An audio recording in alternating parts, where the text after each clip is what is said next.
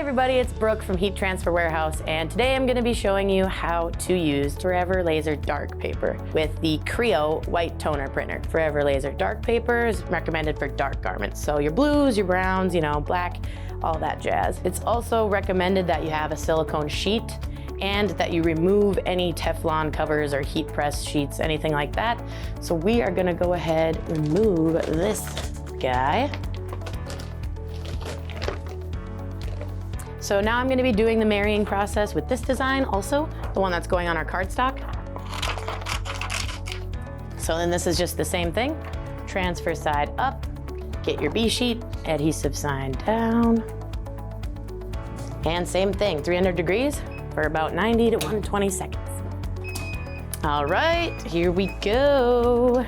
Should be good to go. Hot peel. We're gonna do low and slow again.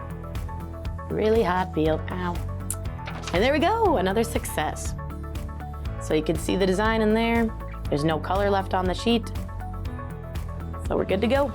With the marrying process, the adhesive will only stick to your transfer.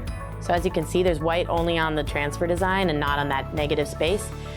We did get a little bit on the silicone pad here, but that just scrapes off easily and it won't affect anything once you scrape that off. So for pressing on the garment, you're gonna wanna have your heat press set to 270 to 290 for about 30 seconds. Okay, so now that our press is to the correct temp, we're gonna go ahead and do our cardstock. So what's nice about the Forever Laser Dark Paper is that it can go on many different surfaces, many different materials.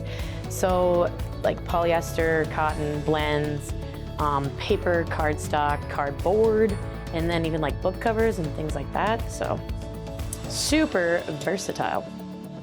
Okay, we're gonna go ahead and press using 15 seconds, 210 degrees. All right, did stick to the platen, but that's okay. Okay, now it's cold peel. All right, so now that our paper has cooled off, I'm gonna go ahead and peel. Slow and low, and look at that, beautiful. There's no color left on this, so that's great. As you can see here, it's looking good. It's very shiny, but we're gonna leave this one shiny because I like it. And now we're gonna fold it into a birthday card.